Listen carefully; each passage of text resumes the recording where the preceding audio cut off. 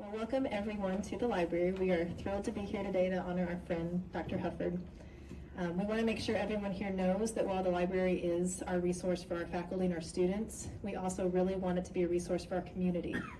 And so if you are not aware of how you as the community can use the library, to please come talk to us, that you can check out books, you can do fun things. We just want to make sure that this is a resource for our local community.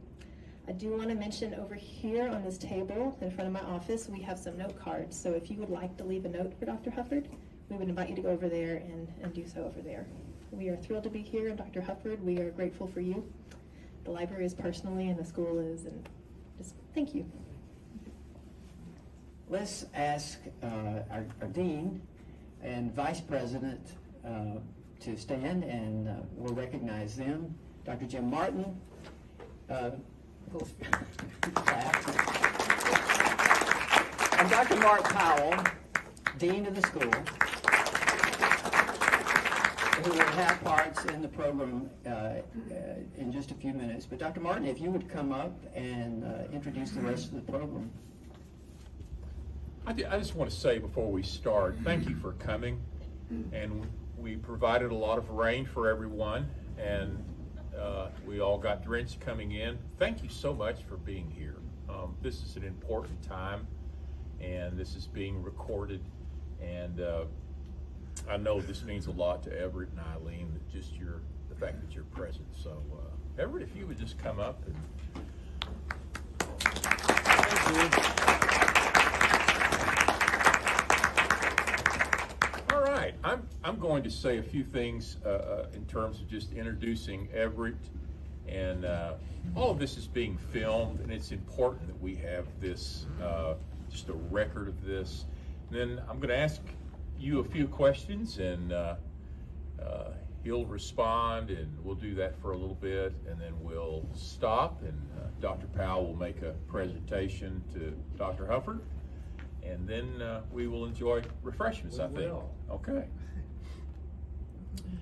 Everett Huffard came to Harding School of Theology, which was what Harding Graduate School of Religion, in 1987, where he began serving as Associate Professor of Missions. He previously taught at Pepperdine University. He served as the director of the Doctor of Ministry program for 11 years. Everett Huffard served as the 5th Dean of Harding School of Theology. He began serving as Dean in 1999 for a total of 16 years. In 2006, he began serving as both Dean and Vice President of the school, and he served in both roles for 7.5 years. And today, Everett serves as a consultant for Missions Resource Network. He's Professor Emeritus for HST, and he coaches and mentors and encourages church leaders across the globe. Just a couple of questions. I'll welcome you, and let me just ask you, so you've been teaching missions. You're the associate dean, I think, for a time. Now you're going to become the dean. Was there a conversation with somebody, a former dean, that helped you make that transition? Good afternoon.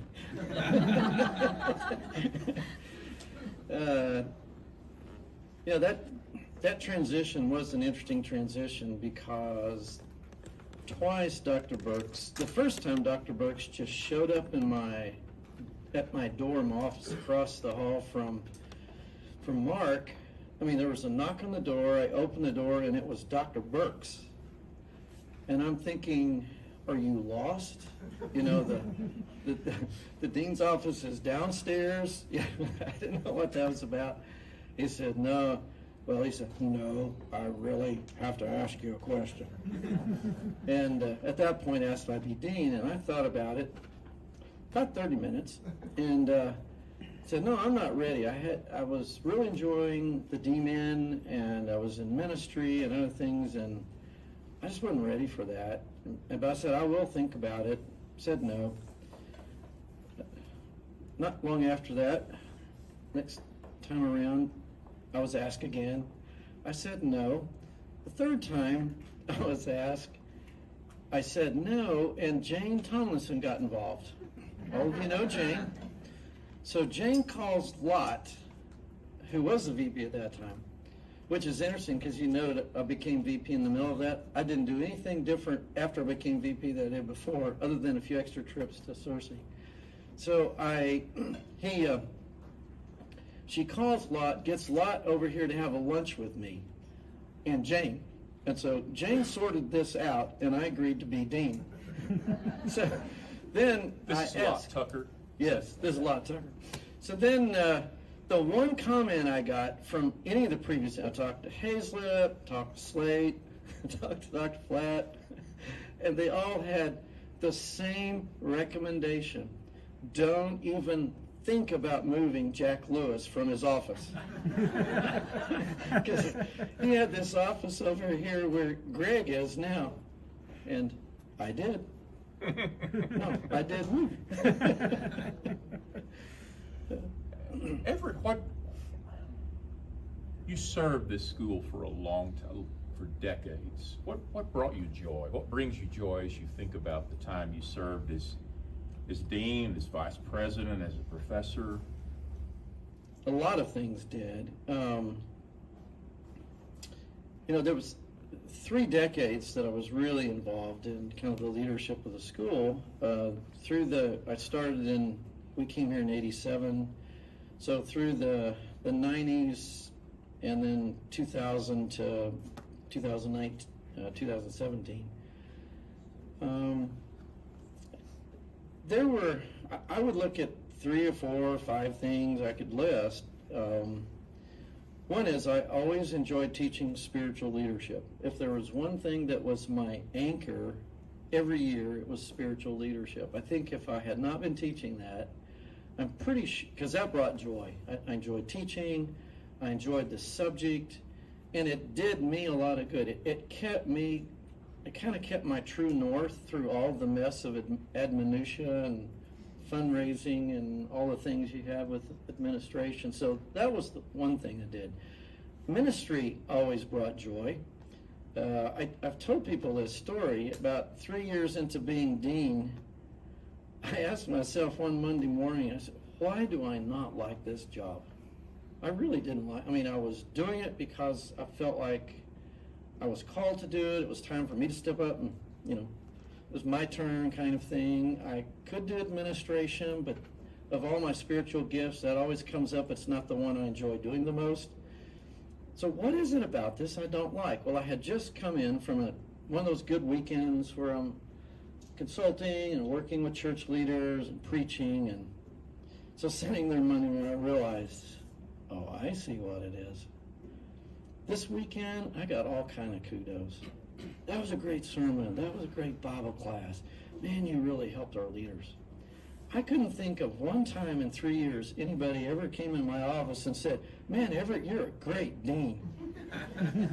So I got over it. Said, I'll just do this for however long I need to do it. I don't need that. But that was part of the thing that when you work at that level of administration, you're now 2 steps removed from kind of ministry, especially in ministry in churches. Teaching already pulls you out to some degree, and then administration is even still another level, which I feed on ministry, and I enjoy that. So other things related to that, the urban ministry, being able to teach urban ministry. We had Memphis Urban Ministry during the 90s. That brought a lot of joy. I wish it had continued longer, but that was good. Working with the D-Min students, and I think Steve is really going to find that a wonderful opportunity to both encourage and equip. And it's amazing how much we think we know where we're at, but how much more you learn in your interactions with all these students, like all the papers you've just graded this week and those kind of things. It's just a wonderful view of what God is doing. And then to see what God's doing through our colleagues and faculty, there is a lot of things that we're richly blessed to be able to do what we're doing. So that's a lot of joy. What was hard? What did you find just really hard at times? The best answer I can give to that, there's a lot of things, but the best one I think is, all of us are born either task-oriented or relational, and you have to grow the other side. If you're familiar with the DISC profile, you know what I'm talking about. I was task, and that VP Dean job is a lot of task, and it can eat your lunch. And yet I was motivated, I loved doing it, but I really became a workaholic. It was hard, and some people say I can't say no. I did say no, but I probably should have said it more often. But there were a couple times I just really struggled. That was the hardest part, just how much, a lot of it I brought on myself because I added a lot of things. I could have been a minimalist, but that's not my nature. Watch me play racquetball, right, Leon? I know you travel a lot. You've got friends from one end of the globe to the other. As you think about being a seminary today, what challenges do you see on the horizon? Or even right now? I'm not sure it's any different than it's been over the last several decades. Part of it has to do with the seminary is really a byproduct of the church, not the other way around. So as the church goes, so goes the schools that serve it. And I think there is a real lack of,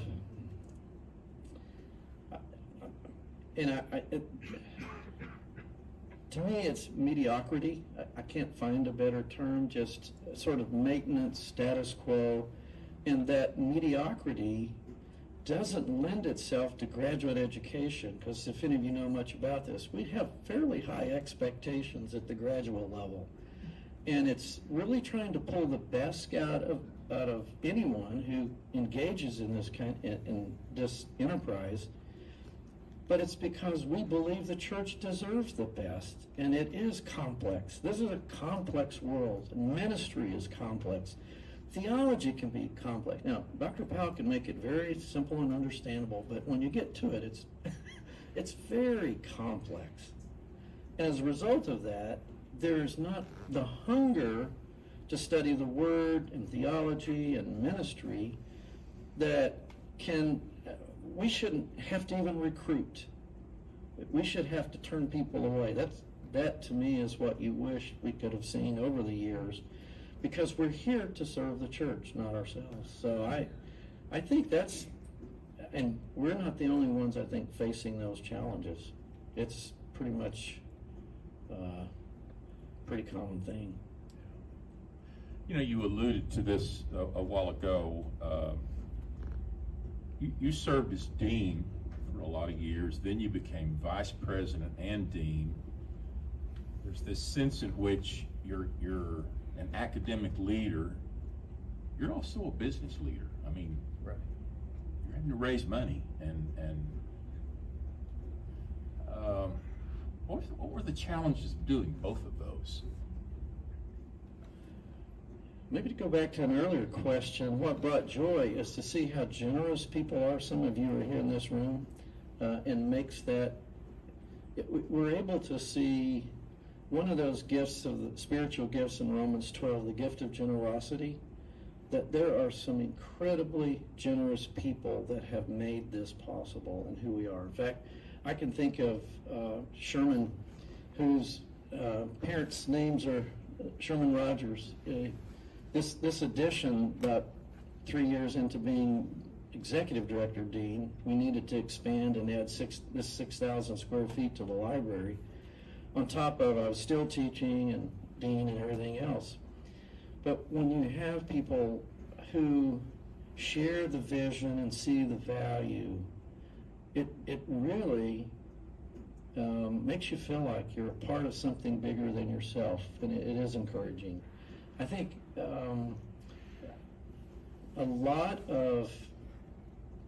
I ask a lot of people about fundraising. I know you did the same thing. Anybody does, because you don't really get a certificate in fundraising. Maybe somebody does, but I don't think many. And the key is friend raising. course, the challenge is if you're as task-oriented as I am, you don't slow down long enough to make very many friends. So that means I have to make some kind of major adjustments to do that. But the ones that we were able to make, relationships we were able to develop to this very day, really made that task a blessing. Now, it's the admonition. It's all of the letters, all the emails, all of the that you're getting all the time. And so many times I was here until 11 at night and have to start early in the morning just to get a lot of that done. And I would have died had it not been for Brenda Curtis, because Brenda was one of the best right and left hands you could possibly have to get that kind of thing done. She was so helpful in all of that. You may have answered this already, but as you look back through all those years, what really encourages you at this point? I'm thinking of, and Eileen will remember this, when we had the fire on the mansion. I was in Indonesia. This was BC, before cell phones. And so I get a call. I'm at this AMF meeting in Indonesia, Asian Mission Fellowship meeting in Indonesia. And they said, you have a call at the desk. So they pulled me out of the meeting. I went there. And I kind of could tell it was Eileen, but she was crying so hard, she couldn't tell me what was going on. So I went through this long list of things. I mean, are the kids okay? I could get a yes. Is mother and dad okay? I mean, I went through, you wouldn't believe, I tried to think of everything I could of what's wrong, because she just couldn't tell me. So finally she got her composure and told me the mansion was on fire. Well, by then, it was way low on my list. So I said, well, did they kick the air conditioner out of my window? Because it gave me a headache every summer, Well, I was a bit too frivolous in that response, and then she went from grief to a reaction. But in the middle of that, Jack Lewis said, and I got this from others, I only heard it too, he said, there goes all my work up in flames. Annie Mae said, oh no, your work is out there with all those students. And as I travel, as I have opportunities to do coaching, even today, to some of our graduates, it is wonderful to see the impact the school, the faculty, their peers, the resources we have here, keeps them on task in spite of all the winds that try to blow you off course when you're in ministry. And I really think that brings joy. And then there are a lot of little things. One of them is this picture right here. When you're under budget and you're having to raise there's actually, as Greg tip, there's no real limit to what you raise because it's never enough. It's hard to do some of the things that you really need to do, but it's hard to justify in a budget. So I convinced Cersei that from the tours that we took together, can I just come up with my own fund to do things that's not in the budget, but I don't want to have to get approval to do it. And coming up with that picture there was far more than they would have ever approved, but we were able to do it through just the funds I got from my tours, from our tours in Atlanta. I do. So every time I come in here, that picture brings me joy, because we needed something that would pop on campus. When someone visits our campus, and even in a context like this, it's nice for us to have a place like this. And part of it, I guess, when I was, when you're at Pepperdine, you have that everywhere. It's like, I would like to see one place where we can, kind of do that here. Those are the kind of things, see some of the staff and faculty that were hired while I was dean, that's always been rewarding. I was thinking of Sheila. Did I say Sheila a while ago? She's back there. The year I became dean, we were faced with running out of space in the library. We inherited 15,000 books from W.B. West's library. He had passed away, and all of his, 15,000, but where's Don? Don counted every one of them, only how many times? When you were faced with that, our library had not been digitized. We were looking at all of that.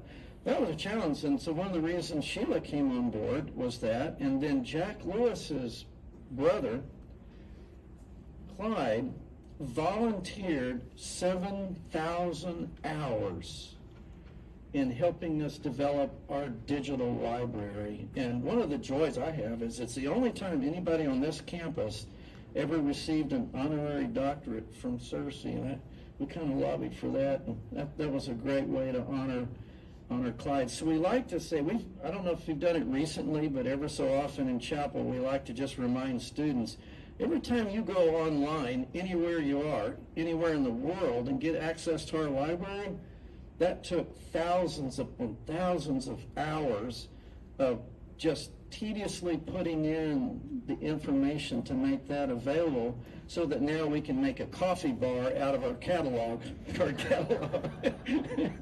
But, it's things like that those were major transitions. We did get WB's library all taken care of, which was interesting too, because the library got first choice, Cersei Library got second choice, the faculty here got third choice. So whatever was left after the two libraries, we're talking about 15,000 books, going through that. And then whatever was left went to the two schools in Montgomery, right? I assume they ultimately got down there. I know we don't have to deal with them anymore. But anyway, those are things we could tell stories, I guess, all day long. Just a moment, Dr. Powell's going to present this plaque and say whatever he wants to say, and then after that, Everett, if you'd like to respond, you're welcome to.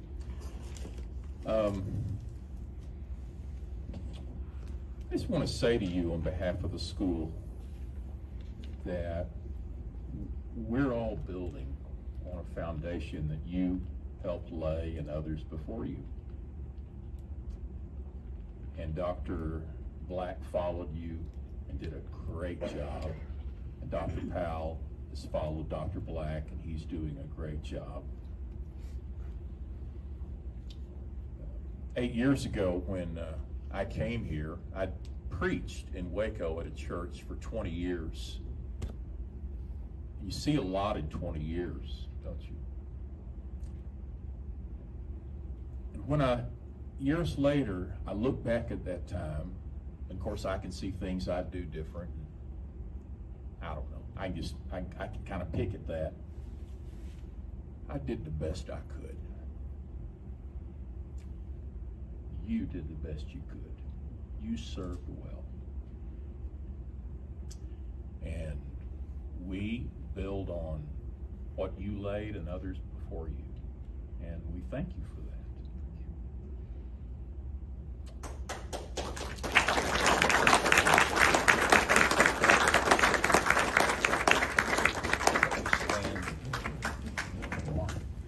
Well, you learn something new every time you hear someone speak. And the one thing I learned new just now is that you can say no when you're asked to be dean of HST. And then the more I listened, I said, no, you can't. You can't say no. So that made me feel better the longer you went there. Our theme for the year, 2020-2021, is a church in mission. And if you think of the ideals of this school, and if you think of that theme, there's nobody who better exemplifies that than Dr. Everett W. Huffard. So this is our Alumnus of the Year award. Dr. Huffard was an alumnus a long time ago, back in 1973 with the MA degree, and then 1976, which at the time it was a Master's of Theology. Now it's Master of Divinity degree. After that, he went on to Fuller Theological Seminary and received his PhD in Intercultural Studies. When I was thinking about all the things you've accomplished, Everett, it's hard to summarize those, but you've been a missionary and an urban minister, a preacher, an elder. Note here you were a professor, director of the Doctor of Ministry program. You talked about dean, vice president. In fall 2020, he was honored as Professor Emeritus of the school. That's just here, in locally. When I think of Everett's global impact, he truly is a global leader and a global consultant. I look at just any given year, the states and the countries that you've been to, and I think there's a lot of really well-traveled individuals who haven't done that in a lifetime. And this is 1 year. And so I was looking at a list of these countries and states, and we can't list all those right now. But it is not an exaggeration to say that your life and your ministry has impacted Christians throughout the country and throughout the world. Amen. Thank you. When I think of him and Eileen, I know that their greatest ministry would be with their children and their grandchildren. I know of countless people who they would say you've been an encourager, a supporter, a mentor, and I'm honored to be one of those. And so just really value the time I got to spend here as a faculty member with Everett. It is very humbling to think about following you as dean. And so we're going to try to put all that on this plaque. And this is what it says. It doesn't have all that, and we could go on and on.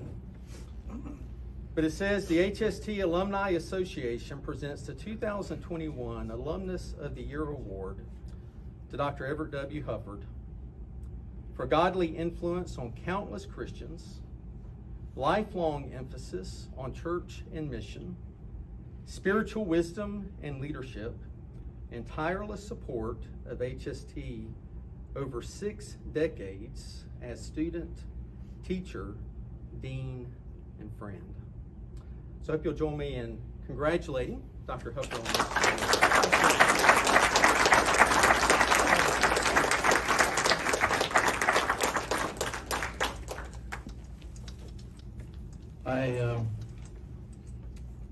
I think you can summarize this as they sure got a lot of mileage out of that alum.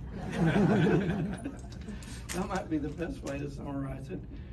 The other thing is, I realize we're in unusual times. I've been on Mark Powell's side of this for 15 years, giving the Alumnus of the Year Award. And I think it's more fun to do that than on this end. Particularly when all the ones I gave, we included a lunch and really had a big deal of it. The other thing is, I wanted to share this with Ron Wade. I am glad he got it before I did. I just hope that, I really think the dean and VP ought to at least take us to lunch. Since you didn't even get this reception last year because of the pandemic, that Ron has been one of so many wonderful examples of what we like to see coming out of HST, of someone who, in this case, has been a vocational missionary. In this case, in terms of what he's doing in the city, is just impressive. So anyway, I appreciate being in the league of people from Jim Moffitt to Ron Wade. What a blessing. When I've given this in the previous years, it's just you give a short speech and how much you appreciate how your wife made this possible. And I've heard I don't know how many times, but I know for sure it is, I wouldn't be here if it wasn't for Eileen. She went from Lubbock, Texas here. We got married after we finished in Searcy, and after the honeymoon came here and lived on campus at the apartments that were so bad they finally got rid of. That's why there's a parking lot to nowhere right down here. So and this is our 50th year. So 50 years ago, we start here, and this has been really a major part of our life. Other than the 10 years, we were either in Israel or California. So there's a gap of 10 years. I don't know students or grads. Every now and then somebody's name will come up, and I go, don't know who it is. But if you go back to the 70s and since then, I've just, it's been a blessing to know so many students. But Eileen has just been an incredible partner academically. She has as many degrees as I do. So I say I'm just having a hard time catching up with her. I have been doing this ever since we've been married. I got through undergrad in 3 years so I could catch up with her, and I've just been doing it ever since. So I'm glad that we can share our life together in our ministry here at HST. Thank you. I'm glad we had, at least I had a few friends left who could show up for this and be a part of this.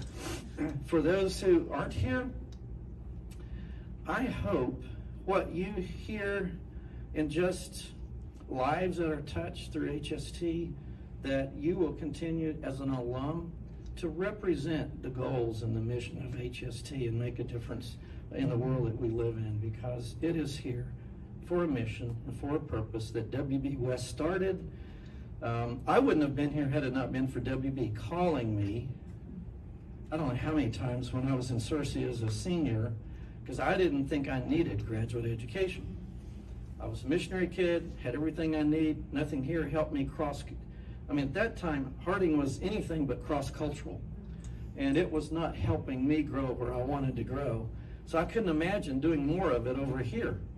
But he convinced me finally to come over here, and certainly was blessed. Phil Slate came the semester after we arrived. I was his first MA thesis in mission, so it has truly been a blessing in so many ways, laying a foundation. I just didn't know I'd spend most of the rest of my life here.